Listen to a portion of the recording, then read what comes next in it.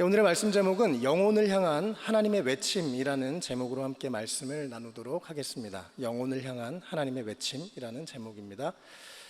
아이가 태어나는 것은 예나 지금이나 참 우리에게 큰 기쁨이고 축복입니다. 그런데 아이가 이렇게 출생할 때 보니까 아빠는 참 별로 할 수 있는 일이 없더라고요.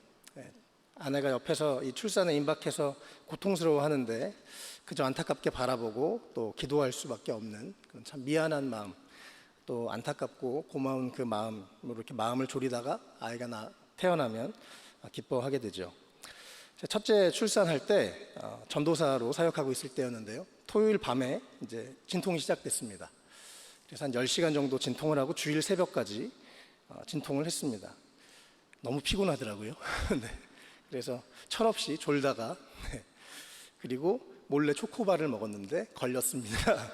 그래서 아내가한테 몇 년 동안 미안한 마음으로 살았던 적이 있었습니다. 그래서 둘째, 셋째, 넷째 때는 눈을 부릅뜨고 이렇게 미안한 마음으로 기도하면서 출산을 지켜봤습니다. 이 긴 해산의 고통을 지나서 아이가 울음을 터뜨리고 이제 출생을 하면 산부인과에서 보통 아빠한테 탯줄을 자르라고 하죠. 그래서 이 감격하는 마음으로 아이의 탯줄을 자릅니다. 그러면 이제 간호사 선생님들이 아이를 울려서 숨을 쉬게 만들고 또 아이를 깨끗하게 닦아주고 그 다음에 태어나서 처음으로 엄마의 품에 아이들이 안기게 되죠. 보통 엄마들은 감격해서 울거나 또 웃거나 그런 시간을 보냅니다. 오늘 본문 말씀은 이 에스겔서가 쓰여지던 당시에 이 고대 근동 지역에서도 일반적으로 이 아이가 출생하면 방금 제가 말씀드렸던 것처럼 이 4절 말씀인데요. 탯줄을 자르고 그 당시에 소금물로 이 아이들을 씻었습니다. 소독을 하는 거죠. 그리고 기름을 발라주고 또 포대기에 싸서 한 7일 정도 이 포대기를 싸서 두었다고 합니다. 그리고 나서 7일이 지나면 또 다시 한번 소금물로 아이를 씻겨주고 또 기름을 발라주고 또 다른 포대기를 갈아주고 그렇게 한 7일마다 계속해서 같은 일들을 반복해서 한 40일 정도 그렇게 신생아 기간에 아이를 돌봤다고 합니다. 지금이랑 참 비슷하죠. 이 소중한 아이를 이 아이가 살 수 있도록 그렇게 부모들이 또 주변의 사람들이 도와줬던 것입니다. 9달 반을 엄마의 뱃속에서 소중하게 길러진 아이가 나올 때 이 가족들은 그 아이를 기쁘게 환영하고 또 가족으로 맞이한다 그런 의미이기도 합니다. 그런데 너무 안타깝게도 지금도 종종 아이들이 버려지는 경우가 있죠. 또 당시에 이 중동 지역은 체면 문화가 지금도 심하지만 예전에도 참 심해서 우리 가정에서 원하지 않은 아이가 생겼을 때 부모님들의 체면에 수치가 되는 그런 일들이 일어났을 때는 그 아이를 우리 가족으로 받아들이지 않겠다라고 결정을 했습니다. 그래서 방금 말씀드렸던 소금물로 닦아주고 기름을 발라주고 했었던 것을 하지 않고 그냥 태어난 채로 들판에다가 방치를 해서 그렇게 아이를 죽게 했었다라고 합니다. 오늘 이 4절 5절 말씀이 바로 이러한 내용 그런 상황인데요. 제가 4절 5절을 다시 한번 읽겠습니다. 네가 난 것을 말하건대 네가 날 때에 내 배꼽줄을 자르지 아니하였고 너를 물로 씻어 정결하게 하지 아니하였고 내게 소금을 뿌리지 아니하였고 너를 강보로 싸지도 아니하였나니 아무도 너를 돌보아 이 중에 한 가지라도 내게 행하려 너를 불쌍히 여긴 자가 없었으므로 내가 나던 날에 내 몸이 천하게 여겨져 내가 들에 버려졌느니라. 방금 제가 설명드렸던 그런 상황이죠. 아이가 길거리에 그냥 버려져 있는 이 아이는 죽기만을 기다리고 있는 그런 안타까운 상황의 내용입니다. 원래 이 에스겔서 16장 전체를 보면 하나님께서 이스라엘 백성들을 심판하시겠다 그런 말씀이긴 합니다. 하나님께서 이렇게 버려진 아이와 같은 이스라엘을 구원해서 씻겨가지고 잘 성장하도록 도와주었더니 다 커서 이 아이가 우상을 숭배하고 하나님에게 간음을 했었다 그런 말씀. 그래서 하나님의 심판의 메시지이긴 한데요. 그런데 오늘은 이 아침에 특별히 6절 말씀을 좀 함께 주목하면서 보기를 원합니다. 제가 다시 한번 6절을 읽겠습니다. 내가 내 곁으로 지나갈 때 내가 피투성이가 되어 발짓하는 것을 보고 내게 이르기를 너는 피투성이라도 살아있으라. 다시 이르기를 너는 피투성이라도 살아있으라 라고 이렇게 말씀하십니다. 한 버려진 아이, 그 아이가 피투성이가 돼서 제대로 씻겨지지도 않고 이제 죽을 날만을 기다리는, 또 말씀을 자세히 보면 그 아이가 이제 어린아이가 갓 태어나서 할 수 있는 것이 아무것도 없죠. 이 죽지 못해서 발버둥을 치고 있는 그 아이에 대해서 하나님이 말씀하시는 것입니다. 너는 이 피투성이라도 살아있어라. 제발 살아있어라. 제발 네가 살기를 원한다라고 말씀하시는 것인데요. 오늘 이 6절에 너는 피투성이라도 살아있으라 이 말씀이 사실 히브리어로 보면 아주 복잡합니다. 그래서 정확하게 해석하기가 참 어려워요. 그래서 사실 신학자들마다 의견이 분분합니다. 어떤 사람들은 이 너는 피투성이라도 살아있으라라는 말이 명령어다 이렇게 주장합니다. 그래서 얘야 너 반드시 죽으면 안 돼, 절대로 죽으면 안 돼 이렇게 말하는 것이다 라고 해석하는 사람도 있고요. 또 어떤 사람들은 이 말이 2번 써 있습니다. 너는 피투성이라도 살아있으라, 너는 피투성이라도 살아있으라 2번 말씀하기 때문에 하나님을 강조하시는 것이다. 절대로 네가 피투성이지만 나는 너를 반드시 살려내고 말 거야, 나는 너를 살려내고 말 거야 라고 하는 그런 열정, 사랑의 그런 메시지다라고 얘기하는 사람도 있습니다. 또 어떤 사람들은 제발 잘 버텨서, 네가 지금 이렇게 힘들지만 아이야 잘 버텨서 제발 살아만 다오, 제발 살아만 다오 이렇게 부모의 심정으로 이야기하는 그런 말로 보기도 하고요. 또 어떤 학자는 저 불쌍히 버려진 저 아이, 부모가 누군지도 모르고 그냥 저 길거리에서 죽어가는 아이, 내가 저 아이를 입양하겠습니다 라고 하는 그런 당시에 그런 의미로 사용된 말이라고 하는 학자도 있습니다. 저 아이 내가 입양할게요, 저 아이 내가 자녀로 거두어서 내가 이 아이를 살릴게요, 제발 이 아이 죽지 않게 해주세요 라고 말했다는 것입니다.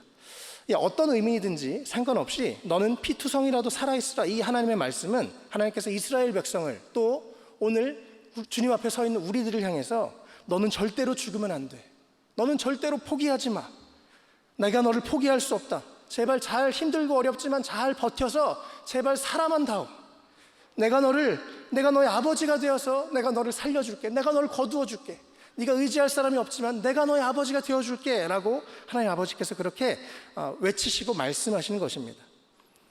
오늘 이 아침에 영혼을 향한 하나님의 외침에 대해서 우리가 2가지 말씀을 함께 나누도록 하겠습니다. 첫 번째는요, 나는 너를 살리기 원한다 라고 하나님은 우리 가운데 오늘도 말씀하십니다. 본문 6절을 자세하게 보면 버림받고 피투성이가 돼서 소망 없이 발버둥을 치면서 죽을 날을 기다리는 그 아이, 그런데 6절을 자세히 보면요, 네가 피투성이가 되어 발짓하는 것을 보고 내게 이르기리라고 말씀하십니다. 하나님께서 여기서 그냥 길거리를 지나가는 한 사람으로 하나님이 이렇게 표현되어 있는데요, 그 불쌍한 아이를 지나가면서 보셨습니다. 그런데 이 보았다라는 이 히브리어는 라라는 단어인데요, 그냥 본 게 아닙니다. 지나가다 그냥 저기 애가 죽어가네 이런 게 아니고요, 그 아이를 주목해서 보는 것입니다. 지나가다 우연히 봤었던 어떤 아이, 눈이 안 떠나는 거예요. 계속 그 아이를 향해서 주목하고 계신 것입니다.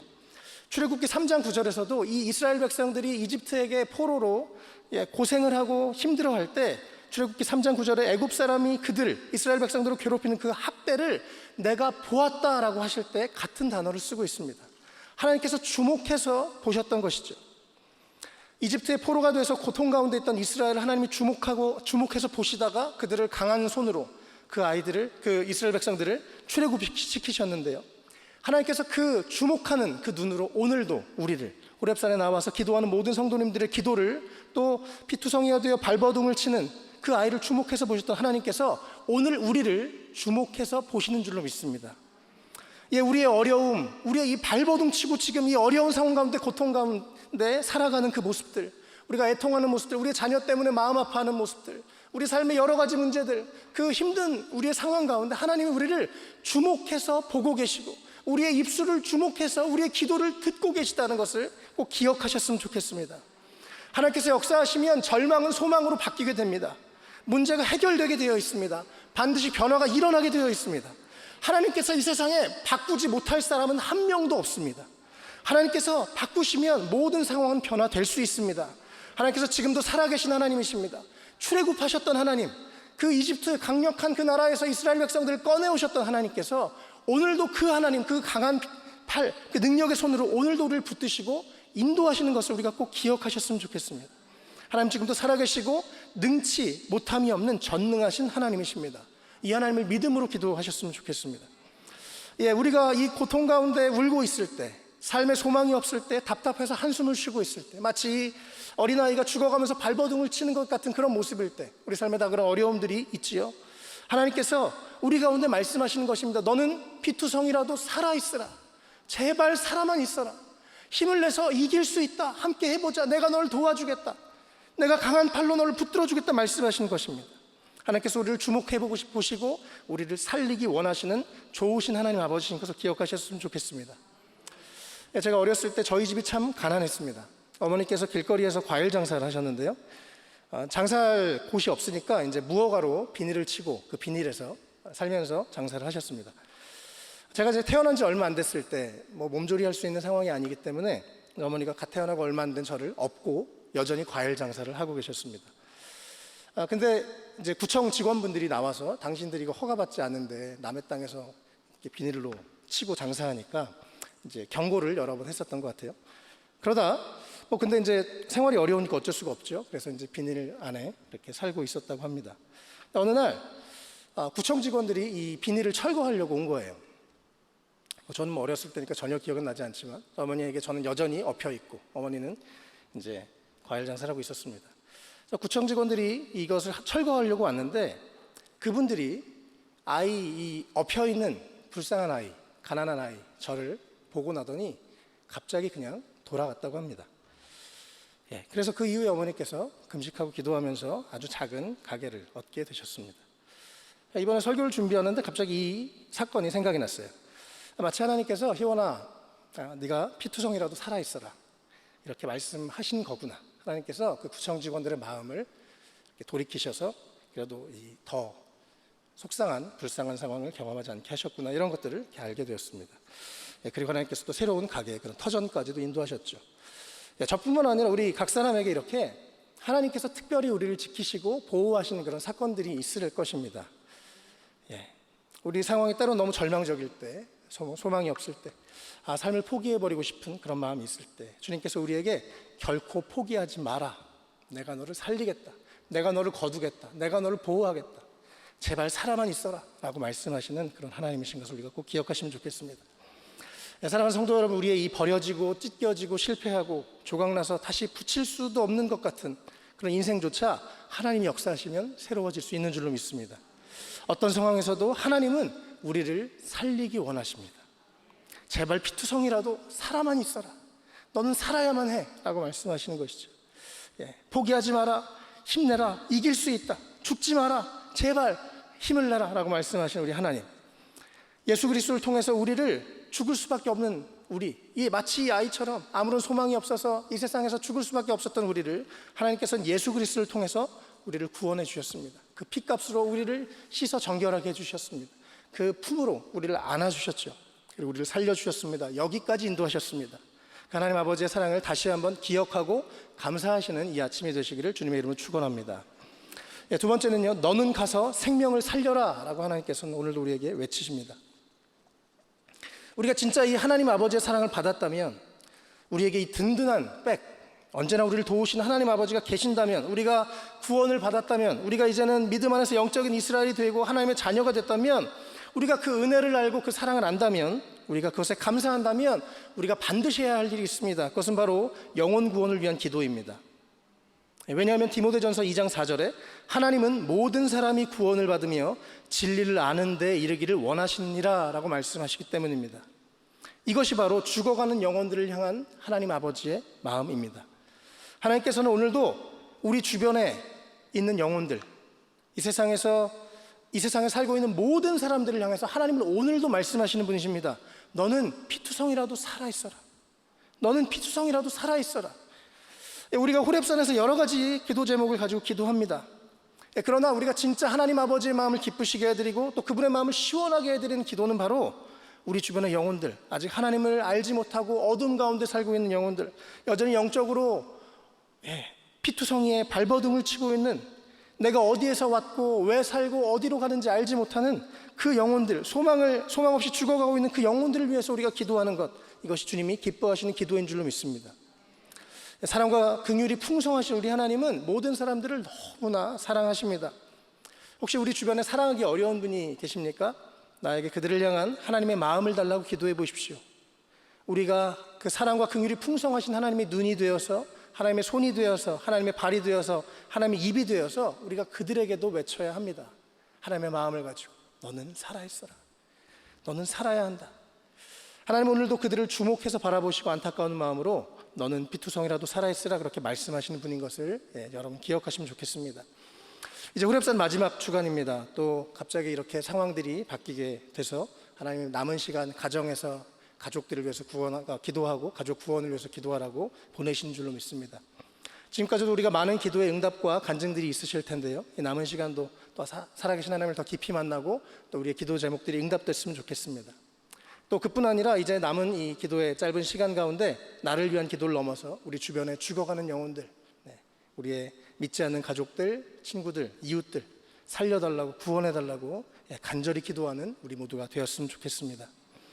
또 얼마 전에 담임 목사님께서 말씀하셨는데, 우리 일생광림교회가 죽어가는 다음 세대를 살리는 교회가 될 수 있도록, 또 이 세상에서 소망이 없이 방황하는 그 청소년들 살리는, 또 회복하게 하는 그런 일들이 있으면 좋겠다 말씀하셨는데요. 이런 일들이 우리를 통해서 일어날 수 있도록, 생명을 살리는 교회가 될 수 있도록 함께 기도하면 좋겠습니다.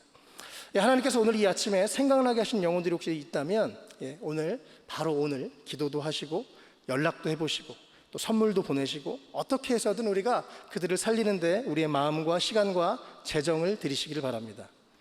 주님께서 이 아침에 사랑하는 성도님들의 마음에 영혼 구원의 열정을 충만하게 부어주시기를 주님의 이름으로 축원합니다.